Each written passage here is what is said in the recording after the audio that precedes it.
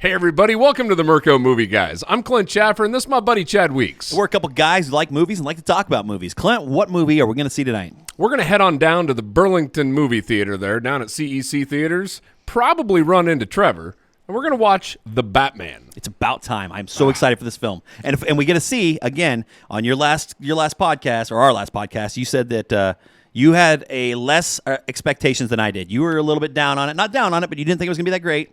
I think I was saying that the hype may have been too much for this movie. Okay, yeah, and I'm thinking this is an Oscar nomination. This is something that, yeah. Yeah, so I threw out. I gotta say it. I threw out on our last podcast. I said somewhere between a 7.8 and a 7.6, which is still a great movie. Yep. Which I think the longer I argue with you, the further that drops, because that's that's the more scotch that I was drinking at that point. Yeah, so exactly. you know.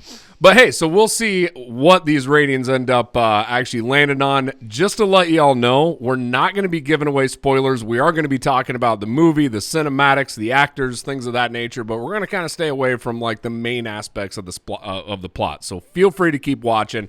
Also, like always, hit that like button, punch that subscribe button, and leave us some comments. Yeah, let's hear some feedback because, again, I'm going to want to hear a lot of – because there's got to be some Easter eggs and stuff that we missed. So. Oh, absolutely. Yeah. Absolutely. So, well, hey, with that, grab your popcorn. Fill up your drinks. And enjoy the show.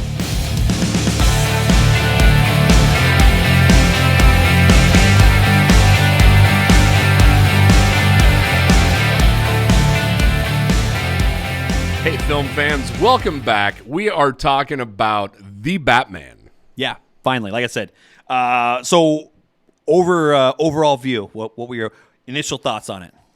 Initial thoughts, like going in on this, the one thing, actually you and I were talking about it walking into the movie theater last night, which was I was hoping it was going to be dark, that dark and brooding basically as you roll through that movie, and that's exactly how this movie's set up. It's absolutely exactly what it was, and it's such a dark movie, like that.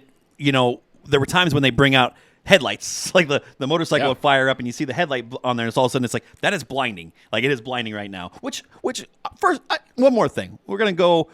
We can put the dad or the old man yells at clouds up here because I'm going to go on a little bit of a rant because like stay off your phones in the movie theater. That's the worst thing about it. Like, especially in a movie like that, it's so dark. You see somebody light up their phone, like the guy next to me checked his phone. It's like whoa. Devin tapped me on the shoulder. I think it was about 4 different times that people were on their phones, in the middle of the movie. And it is, though, to be fair, when you go into this movie, you got to also realize it's a 3-hour endeavor. Yep, exactly. Exactly. And get locked in. Yep, absolutely. And the thing is, also, one quick little thing, if you ever want to turn your light off on your Apple Watch, just swipe up on it, hit that two little masks.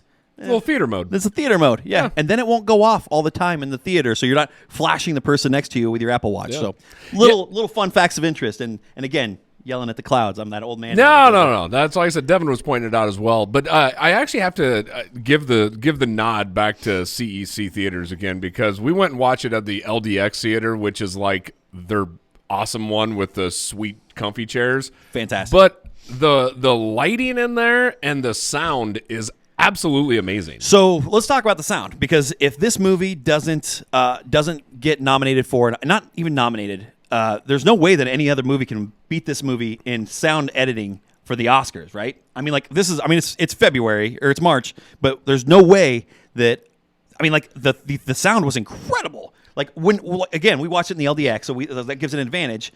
But like when you hear the car start up and stuff, you can feel it. I could feel it vibrating my shirt and stuff. Like it was so intense. The sound was awesome. I think the sound in this movie might be my favorite sound, just sound effects, not the score, not that. I'm talking about just the sound effects of the movie. Yep. I thought was even down to the little details. One of the scenes at the beginning when they were looking around, he was they're doing his detective work, right? And it was raining. Yeah. Right, which it rains like pretty much the entire time. Yeah. Right.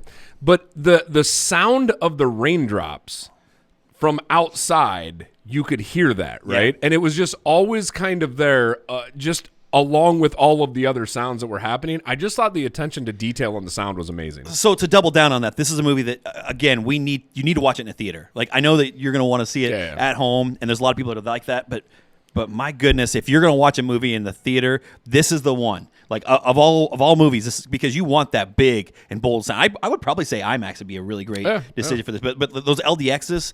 And just awesome. Go see Trevor over at CEC's and watch it there because it was perfect and comfortable seats and and the other piece to that though too is again what you have to watch out watching this at home is you got to have your lighting right. Yeah. Right? Like you got this is either you got blackout curtains or you are watching this when it's dark out because I couldn't imagine watching this with any light in the room at all. No. Like you can't watch it in the middle of the day without. It actually reminds me, you're going to laugh about this, but our last podcast with talking to Tab about Gravity. And Gravity is like that same way. Like you needed like pure silence and you needed no light. And that's almost how this is. Like you don't want any sounds either that are going because, again, all those little details that you're hearing, I think that's what sets this movie apart. I can still hear the sound of leather smacking pounding a face into the ground, this is a violent movie. Like this is a gritty and violent movie. Like it's very. It's also, you talk about the leather sound. I thought it was really neat the way that they kept focusing on the sound of his boots. Yeah. Like, like when we first get introduced to him, and it's just, you hear that ominous stepping of his shoe that becomes like who it is every time you hear that. It's just like Inglourious Bastards when they bring out when they've got the two soldiers there and they have the bear Jew that's walking out and tapping the bat. It gives you that same feeling, and that's how they introduce the Batman here, and it is so cool. Like it is. I mean, that is one of the best entrances for a superhero of all time. Probably the best. I mean, like, I can't think of anything that was better the way he was brought into this movie. And he's already been established. It's not like he's been established. He's been being Batman. It's like for a while. Right up there with Andrew Garfield getting introduced in No Way Home. It really is. That's exactly right.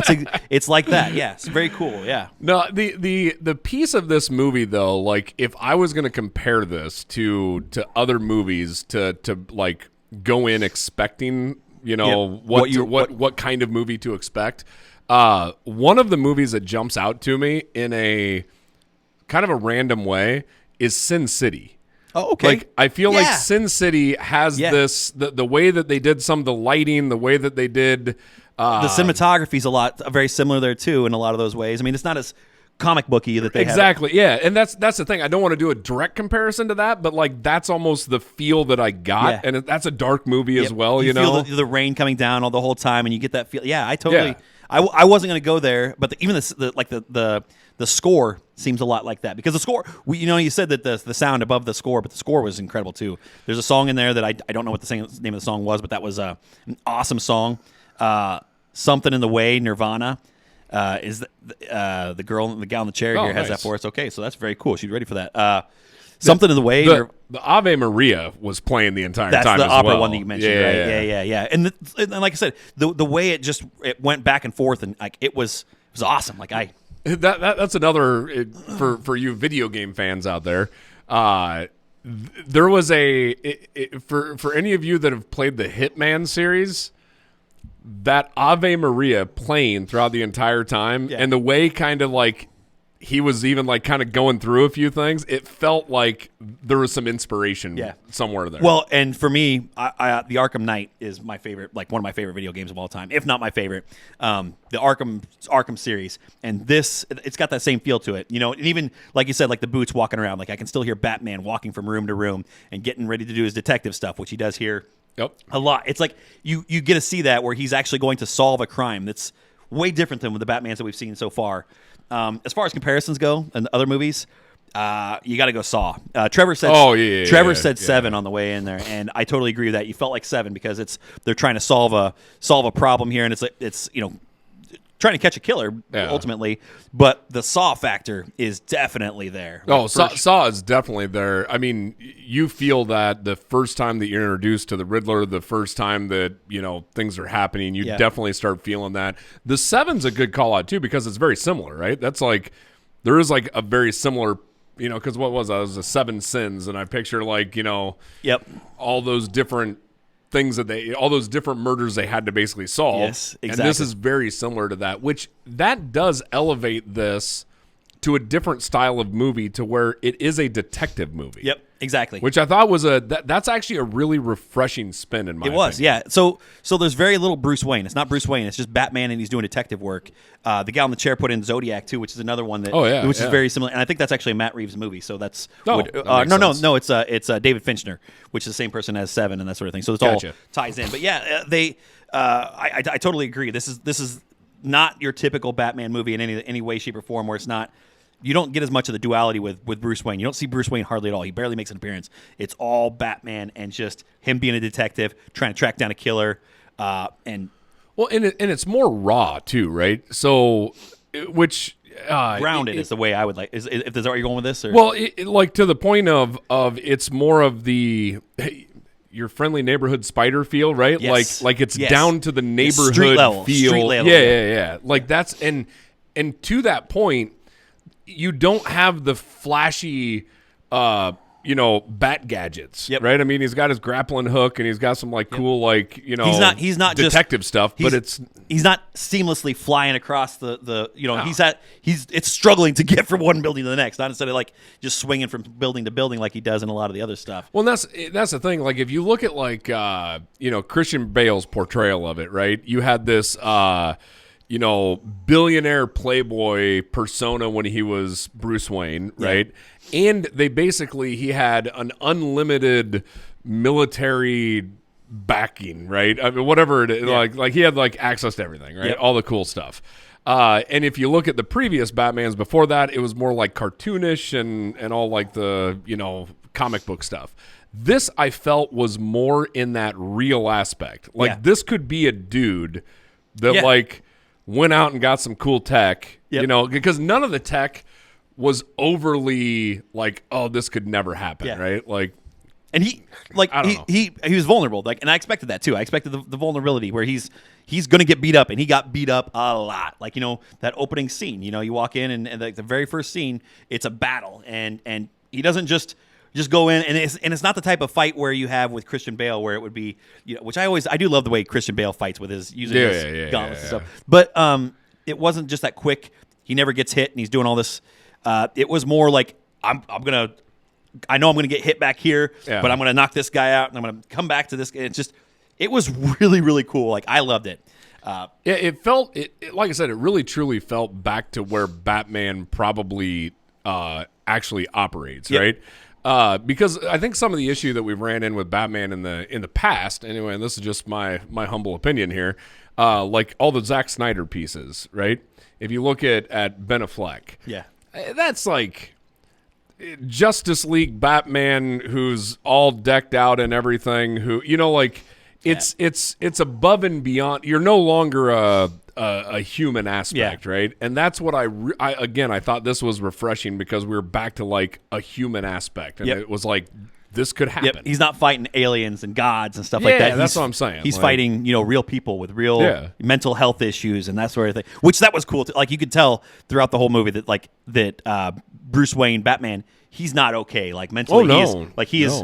Well, I mean, it's very cool to see how dark and brooding he is.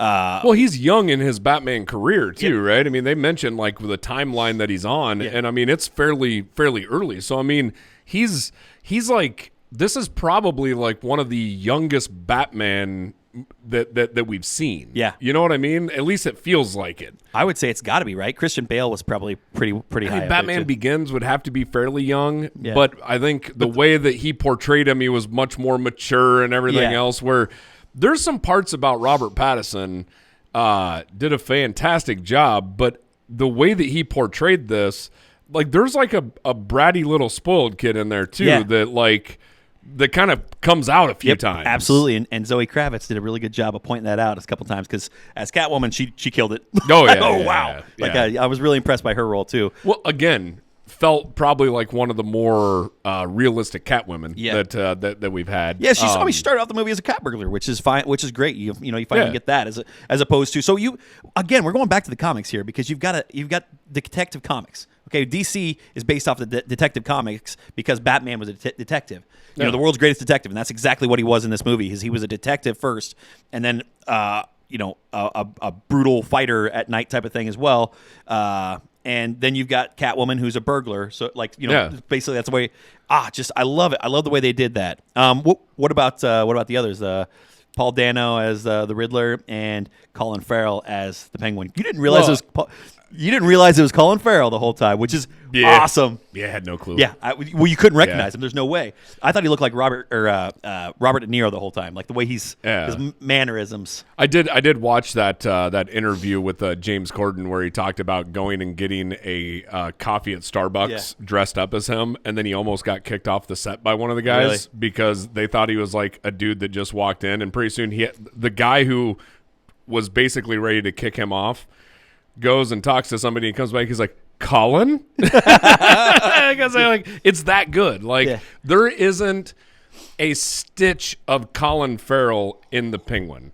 Like there is not a single identifier. No, he had to take. Like I said, he had to take some sort of inspiration from some Robert De Niro characters because I kept seeing it in his mannerisms and the way he acted and stuff, and the way they did his face.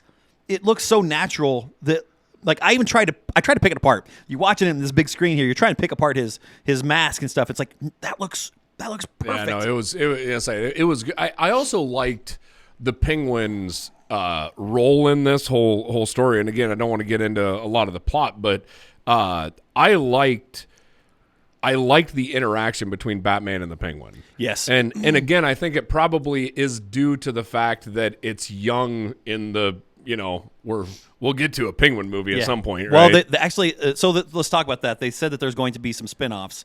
And I know that one of them is going to be an Arkham series where it's going to be just like the Arkham villains and that sort of. And this is HBO Max spinoff. And then they're going to do a Penguin one. So it's going to be like the Penguin getting his start. And then there was a third one that I can't remember what it was. Maybe the gal in chair can figure that out what the third spinoff is. But yeah, so there is definitely going to be. I don't know if they're going to do sequels here, but they're doing HBO Max spinoffs. Which if you saw Peacemaker, well, I'll say that was a very quality spinoff, and I would love give me more of the Penguin for sure, and give me that dark and gritty Arkham Asylum. See how they're always breaking out and that sort of thing. I love that idea. And they did a really good job of. Again, that dark and gritty aspect of Gotham. There's times where they go to I think it was an orphanage that they go to Arkham. They do all these different stops, and it's every one of them is man, you're kind of creeped out every time that you see it, because it's just they're these dark and nasty places. The places and the people. So Paul Dano's Riddler character was completely different to what if you're going. So here's the thing: if you're going in looking for movies that bring out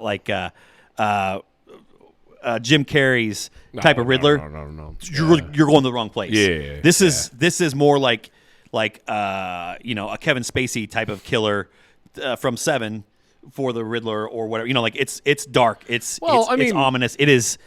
It's going to make you feel some things. I'm going to probably anger some people here, but I don't want to do a direct comparison. But there is a similar aspect of Heath Ledger's Joker and Paul Dano's Riddler, where they are they feel more real and less cartoonish, right? Again, I don't want to compare because I think Heath Ledger's that's one of the greatest, greatest performances ever. But it's that same kind of feel where it's Paul Dano's Riddler feels like he could show up sometime. And physically, he even mentions that he's not physically strong, and he can't. He's he's just going to try and outsmart everybody and that sort of thing. And when he go, with Batman, he's I can't fight Batman, that sort of thing. He's just going to use his mind. And I love the mental health things that they go through with these, where they are talking they see the vulnerability of the Riddler and the strength of the Riddler, and I loved it. I love there's a point in time where the Riddler and Batman are having a conversation, right? and it's really interesting of the back and forth and the vulnerability that you see in each during that conversation. Yes, exactly. Because that conversation was These are incredibly intense these from are the start to the end. Two people that are not okay. Yeah, Any way, shape, or yeah, form. They no. are not okay, and they are battling each other in this. Oh, it's so great. And that's just that was another one where it was really fun on the sound aspect, where they were bouncing back and forth on where you could hear the person. Yeah. And I thought their microphone work was absolutely just they did not shortchange this amazing. movie at all. The sound is probably like, again, this is probably the best sounding movie I've ever heard. Yeah. And I don't want to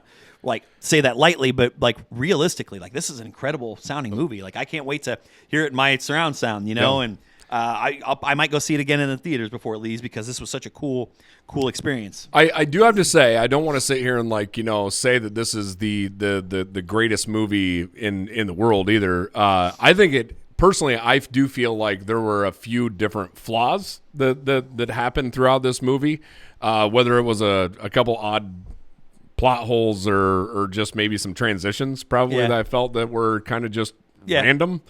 But overall, I thought the flow was nice. I thought they worked in a little bit of humor in places that I thought would kind of caught me off guard. Yeah, absolutely. There's a couple points in there where you're gonna chuckle to yourself. Oh, I get it. I think a couple of them were almost unintentional too. Yeah. Like it was just almost like timing aspects of like when they said something. Yeah. And I don't know. It was just it was interesting. And again, for the humor, it's dark humor. Oh yeah, It's not like it's not like you're going to get a joke here from you're not going to have Happy Hogan come out here and tell you something funny and do something silly. Right. This is it's a dark joke all the time because everything is dark here. So again, if you're not wanting something dark, this is a psychological thriller. I think is the best way to describe this one, and that's what you're getting. There are aspects of this movie. I'm trying to remember what movie to compare this to, but on this aspect, but there's a couple parts of this movie that are too real and drive a lot of anxiety. At least that I had. I agree. That there were some things that maybe mimicked some events that have happened in real life that were tragic events. Yes. That were very. I don't know. They almost hit a little too close. Yeah, so. there should be some trigger warnings in here somehow. To say. I wasn't expecting that. There was a couple of them that one in specific that we talked about last night. That man, I was just had my heart racing a little bit. It's like, man, I feel uncomfortable. Yeah, so. exactly. But that's just it. They tackled it, and it's the same way that they did it. We're going back to 7 again. It's the same way they did there. There's some stuff in there that is just not PC, not something whatever. But they tackled it, did a great job of it. Yeah, the other thing I would end up saying on going back to actors, and you'll have the guy's name here, but the guy that played Alfred, Andy Serkis. Okay, so that guy, this I think is going to be. I mean, Michael Caine is pretty awesome. Yeah. Don't get me wrong, but this might be the best Alfred we've seen. I would agree. I want to see more Alfred. Yeah, I totally agree with that. And when they did this, so here, Andy Serkis. I mean, we need to talk about Andy Serkis more, just in movies in general, because he has been one of those guys that you probably don't recognize him because he's a motion capture guy. But he was Gollum in Lord of the Rings. He was Caesar in the Planet of the Apes movies, or Dawn of the Planet of the Apes movies, which is another Matt Reeves. Yep. And he's been tons of movies where he's been Ulysses Claw. It's Claw in Marvel. Yeah, so. But that's him actually using his face there. You don't usually see it, but he's there all the time. Anyway, he's fantastic. And when they announced these casts, my first thought was, well, so you've got the Alfred as Andy Serkis. Andy Serkis is the Alfred, and you've got Colin Farrell as the Penguin. And to me, it's like, well, shouldn't you just switch those roles up? They're like, I'm not going to judge, but I feel like if you switch those roles up, they might be better. I could see Andy Serkis being the Penguin because he's used to doing that motion capture thing, and and then Colin Farrell as Alfred, as a younger Alfred. I'm like, I like that idea, but. I'm wrong again. I shouldn't even doubt that sort of thing because it was perfect. No, it was perfect. I do have to say, I think casting in this is right there with sound, right? I mean, I think they cast this thing absolutely perfect for that aspect. And again, I think how the interactions between everybody was like all these actors are just different enough that they meshed so well on screen. Yeah. Just their interactions were maybe just awkward enough. Even. Yeah, I totally agree. The chemistry with everybody, with Zoe Kravitz and Robert Pattinson, like we haven't really talked about their chemistry, but they had a great give and take, and like there were moments in there that it was like you could see where it was going, but Pattinson was just so awkward, and so to your point with the awkwardness, like so awkward, he didn't realize what was happening, and just I don't know, it just. Oh yeah. You can't really. I don't want to go into it much, but it's just very cool to see what's happening between these two characters and him just not having a normal life. He's not the normal person. He's not a normal human being. Well, the other thing too, though, that I liked about those two specifically is you have two very different moral compasses on these folks, right? I mean, like because Catwoman, I mean, she grew up hard too. Yeah, she's not normal either, and she's more likely to go down the path that Batman's not. Yep, right? exactly. And that shows in this movie. And Absolutely. there's a couple times that it's just like, yeah, like okay, I like her style, I like the grit on it, and it was just I don't know. I thought it was. I thought they worked very well together. Yeah, I want to see more of her too. Like, I think she could handle her own show. We could talk about her life growing up or something like that, or do something following. Gotham City is the other HBO. The police department. Yeah, so Gal and Chair got us that. The third spinoff is going to be the police department and the corruption behind the police department in Gotham City. So, we've had Gotham, which was I think a pretty decent show that kind of lost me towards the end. But I really like that take, and to go to HBO Max again, where you can have an R rating and have it do that dark, violent type of movie that you need to have with a Batman. You need to have dark and violence. I mean, it's not campy anymore. It's not the way we go. I'm excited about those. Yeah, it's going to be interesting how this world meshes with like The Rock and Black Adam and like the Flash and Aquaman, because we've already set like a certain precedence with that, that aspect. But we're about to rearrange everything. Yeah, with Flashpoint, right? Flashpoint's going to change everything. So now you can realign all these different things. But I'm just saying, like, this Batman is going to feel really weird with Aquaman or with the guy that plays the Flash, right? Yep. Like, I think I agree with that, but I also think that it can work because of the fact that Gotham City in general is like the armpit of the world kind of thing. Like, it is such a... it's that dark and ominous city where crime has just prevailed for so long, and Batman is just in there, just absolutely leathering people, trying to, it's not this shining city like Metropolis. Exactly, Metropolis is the big, beautiful city that's, whatever. So I can see the way it can work because he's still way over here. I mean, you can bring Batman into a Justice League movie. Yeah, it's not going to be. The question is, he's not going to be the leader of the Justice League by any means. No, the question is, do you want him to be in part of that, or do you? I mean, like, can you imagine that Robert Pattinson being brought in and playing opposite the Flash? No, because the Flash character, like and Aquaman, like you said, those characters are polar opposites of Batman. So, can you see that? No, that's the thing. Like, but I probably can't see Christian Bale's Batman being with those guys either. Yeah, you know what I mean. So I mean, like, so I guess it is what it is. But I almost look at it. I would almost anticipate them doing something like they did with Civil War and Spider-Man, and where it's like a really cool cameo. He's there for a little bit, but then he's gone, right? Yeah. And it's like I almost feel like that's what they're going to have to do with this until Batman gets grown up. Maybe, I don't know. Maybe that's a word. I don't know. Yeah. The thing is, like, I agree. I don't think it's going. I can't see it meshing, but they do stuff like that in the comics and like the cartoons, especially. Like if you don't watch the DC animated series, they're fantastic. They're great movie watching. But like the Batman and Robin, where it's got Damian Wayne coming in, and like that's very dark, and then they pair up with a lighthearted Green Lantern, and they just basically play off like, wait a minute. You're not just a dude in a bat suit, are you? Like, and he doesn't even reply. Like he doesn't reply at all. So there is no he has no humor. He has no humor. Like there's an ongoing story. Well, Robert Pattinson would definitely play off on that. Yes, that's what I'm saying. Because he had like no emotions in this. No emotions whatsoever. No humor. No nothing. You could see it. You could see it in his eyes and his acting. You could see it under the surface. You could see that his mind was reeling on certain things, but it wasn't outwardly exposed. No. Like you don't have he's not going to crack a joke like Ben Affleck did. You know. No. So okay, so I got to ask here on looking at this movie.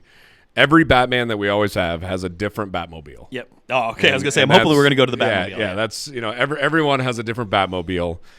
I am going to put my stamp on this. This might be my favorite Batmobile. This is my favorite. I was gonna say that's Batmobile. not putting a stamp on it. This is my favorite Batmobile of all time. Hands down. Put a stamp on it. I think the 1989 Batmobile was really cool, but this one, it's not a tumbler. It's like a I don't know if you call it a pro stock. It's it's like one of those trophy trucks, right? Like, but it's a car, and it has a jet. Yeah. So we talked about the Batman entrance. The car entrance is equally as intimidating. Well, that goes right back to the sound, though. The sound, the visuals of that aspect that were happening my there. My shirt was vibrating from the sound. Like it just. Gosh, I can't wait. Yeah, any like muscle heads out there, like muscle cars, you're gonna call love out Jason scene, Crawford to tell me what exactly that Batmobile is, because it's got to be like a Charger or something, or Challenger or something. To me, it looked like it was a Charger body, but I'm not a huge car guy. But I mean, it was jacked up and it's just incredible. Yeah, it's like I said, it had like this off road appeal to it, and that's where I almost feel like this is like the first realistic Batmobile to me, right? The Tumbler is a tank. That's a military vehicle, right? You have the old the old Batmobile, which I think the 1989 Batmobile is like probably my second favorite. That thing is just awesome. I mean, that's like an icon of my childhood, you know. But it's like if there's a speed bump, you can't go over it. Yeah, yeah, exactly. Yeah. It's very impractical. This is somewhere in between that, right? Like it's in between those two, where it's like it has some military characteristics, but it's also like a freaking muscle car, man. It's a 1970 Barracuda. Yeah. Oh, is that what it is? It's a 1970 Barracuda with a Ford Triton V10 engine. So, that's random, right? Yeah. All right. Yeah. So that's thanks to the gal in the chair there for that one too, because that's awesome. That's like I said, it was just absolutely amazing. That's really the only Bat-specific vehicle that we saw in this. So yeah, like he rode a motorcycle a lot, but I didn't think there was anything like crazy about his motorcycle. I can't see this Batman going in and doing like the Batwing and that sort of thing, or I can't see him getting into that. I don't think he has that tech behind him, right? Like we didn't see Ulysses or not. What's his name? Fox. Oh yeah. We didn't see him at all, so I don't know where he's going. Morgan Fox, but that's a mix between Morgan Freeman and whatever his name is. But yeah, we did right. That's about. I know. Now it's just like Morgan Freeman and in the Batman movies. Yeah, in the Christian Bale's. But anyway, he's we didn't see him, so he must be creating this tech on his own. So that's and he had some cool tech. Don't get me wrong. I mean, there were some neat things that were in here.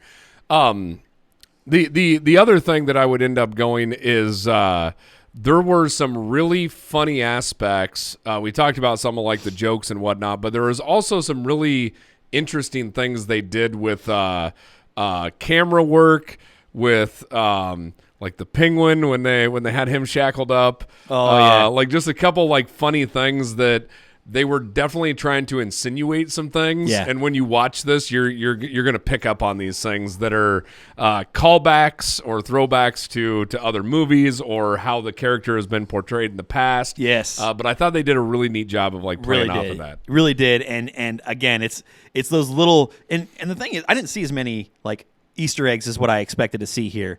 There's a few times where I'm like looking around on the screen to see if there's something that I'm missing.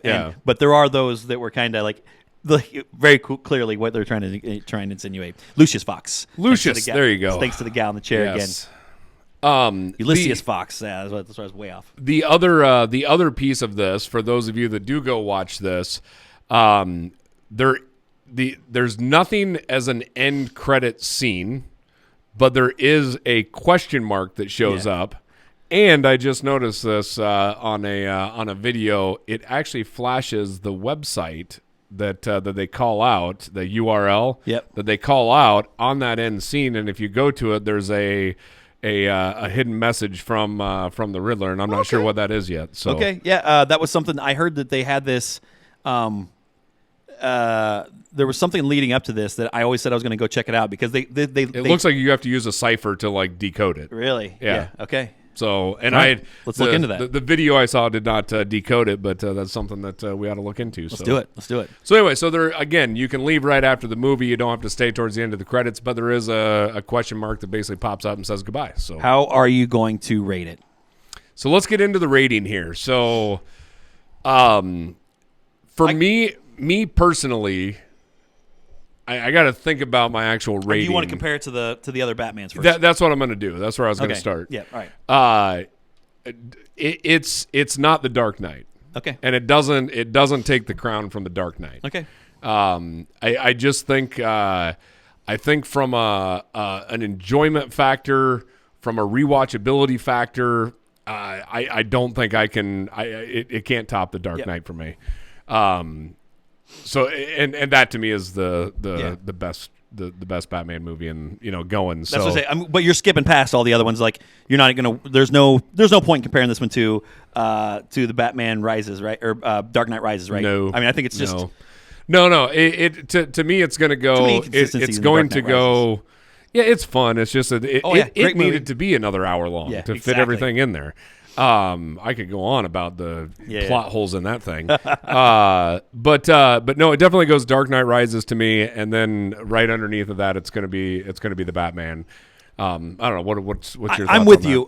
So I don't want to say that. I don't want to say it that way. I think that The Dark Knight is one of those perfect movies. Okay, so I think it's perfect because of the rewatchability and that sort of thing. Yep. I don't know if this one's going to have that rewatchability. I think this is a better movie. Like as far as a whole, it is a better movie. It's going to, like I said, if it doesn't get Oscar nominations, at least I'm going to be very upset because it covers those things that you look for in the Academy, where you can use words like sweeping and that sort of thing. Like it covers that. So we need an Oscar nomination for this movie at the very least. And I think as a whole, more artistically, it is a better movie in that form, and the Academy is going to like it more. However, I don't know that I will watch it as much as I do The Dark Knight and how much I quote the Joker a lot. The Joker kind of changed the game. The Joker, and I'm not talking about, I'm only talking about the Joker because that's what really made The Dark Knight. No, absolutely. It really is. But I just don't think so. I'm going to say that this is a better movie, but Dark Knight is still I like it better. Yeah. I mean, and that's where I look at for cinematically. Cinematically, yeah. Cinematically, there you go. I got to make up words every now and then. Cinematically, the Batman for sure. And I go back to the lighting, the way it was shot, the sound that goes along with it. I can't believe I'm fangirling about the sound of a movie. The sound was amazing. Oh, it was just great. And again, some of that, hats off to the LDX thing, because I think that was shaking my chair like the whole time. Yeah. But no, I just, there's still just something incredibly fun about The Dark Knight that I love. That this movie did not give that to me. Correct. Now, the fun factor, I would agree. There's just something that like, and that's probably the best way to describe what I was trying to say too. Yeah, there's just a fun factor, and it's weird to say the Dark Knight's fun because it's a very dark movie as well. Yeah. But it's just there's just something, like I said, something fun about it that this movie is lacking that aspect of it. The rewatchability I do not think is there. I'm gonna want to watch this at least probably a couple more times just to pick up on things. Yeah. But like longevity wise, I don't know if this is going to be like, if I'm flipping through channels, like, here it is. I might do that too, though. But I don't know. I agree with you though. Like as far as fun goes, and that's probably so again, I want this to be nominated for Oscars, and I think that that's where I'm at too. Same scenario. It's not going to be the top 10 movie for me of all time, where The Dark Knight is. So if you're going to rate it. If I'm going to rate this movie, I'm going to rate it a 9.6. Wow. So I'm really high on it. I really love the movie. Again, cinematography should get an Oscar nomination. The sound, the storyline, Robert Pattinson. It's great. I mean, it's great. I can't give it a perfect because, like you said, I don't think I'm going to watch it over and over again. Or like The Dark Knight. When you watch The Dark Knight, as soon as, and it's sad that we have to compare these two movies so much because Yeah. we're taking a great movie and taking away from it because I'm given comparing it to The Dark Knight. But anyway, Yeah, I think if I'm going to rate this, I said last time a 7-8, right, is what I was guessing. I will openly admit I was wrong on a 7-8. Let's put it up here. Clint was wrong. Yeah, Clint was wrong. It's not a 7-8. It's better than that. I think I would have to probably put this like I don't know, probably 8.5, 8.6. Yeah. Somewhere around there. Yep. I can't put it into the 9s. I just don't think that's for my flavor. I don't think it lands there. I also think that we're going to have a lot of people where I put it as a 9.6. You put it in 8.9, you say, or 8.5, you say? 8.5, yeah. 8.5. There's going to be a lot of people that will put this as a 4. You know what I mean? Like, there's going to be people that hate this movie. That's what I'm saying. Yeah. Like, there's going to be a lot of people that absolutely loathe this movie. When we were walking out, we saw. So most of the people that are going first night are movie fans and Batman fans. I think that a casual Batman fan or casual movie fan might not like it. You know what I mean? Yeah. If you're not a diehard movie fan, you might not love this movie because it's not simple to watch. It's not easy. No. It's not like you're just going to go in and watch a bunch of action scenes and 3 hours isn't easy to watch. That's exactly right. And there to hit on that point, we didn't talk about that. The time frame overall was good. Like I felt like 3 hours was decent. But there was like a couple spots where I'm like, okay, are we getting close to wrapping this up? Are we getting close to getting to the next aspect of this? Like, there was just, and I don't want to say it like drug on in different spots. It's just I was ready to move on. Yep. When maybe the movie wasn't. So what's an average between 8.5 and 9.6? Is that 9.0, right? 9.0. Yeah, be right. 9.0. 9.008 or something. Yeah, something like that. So yeah. So with that being said, it pushes it to an instant classic. Yeah, so. instant classic, and that's probably perfect to me. Yeah, don't you think? I mean, that's an instant classic. I think that. No, I mean this lives in that category for a very long time. Yeah. So I mean, we're gonna watch this movie multiple times anyway. Yeah, shake it. Like it's not like it's not. We're not gonna watch it. I'll probably watch this 10 times over my life, but it's not gonna be something. Right. Yeah. Right. All right. Well, I mean, I think we've hit pretty much all the high points of this movie. Yeah, absolutely. I'd love to hear what everybody else thought. Again, I know I'm anticipating a lot of really low scores, and I'm anticipating a lot of really high scores. Apparently, I'm a little bit higher on it than anybody I've talked to, because and maybe it's just because I was already high on it before I ever got there. So maybe that'll wear off. I don't know. But we talked to Trevor. He said I think he put it at an 8. Actually, I think he said 7. Oh, did he? Yeah. He put it at a 7, and the guy, when we were walking in, that group that was walking out, they put it at an 8. One guy put an 8. The other guy said, yeah, but that's because of whatever. I think that guy would have put it higher, and I would have liked to hear what he said. So. All right, well. Yeah. Anyway, we got to go with what we heard. I mean, that's it. I agree. So overall, that's that's probably right in that 8 range is what everybody's getting. There was a random Batman guy that was at the theater too, which I thought was kind of interesting. Yeah, absolutely. So we got some pictures. It goes back to like the opening nights and how much fun they are because you get that type of dynamic, which you didn't hear anybody jumping up and screaming or anything like that, except for, like because of the fact that it's not the fun movie where you're going to see with Spider-Man where everybody's celebrating. The Burly Bat. The Burly Bat. The Burly Bat on Instagram. Yep. So, with that, the credits are rolling. The lights are coming on. That's the end of the show.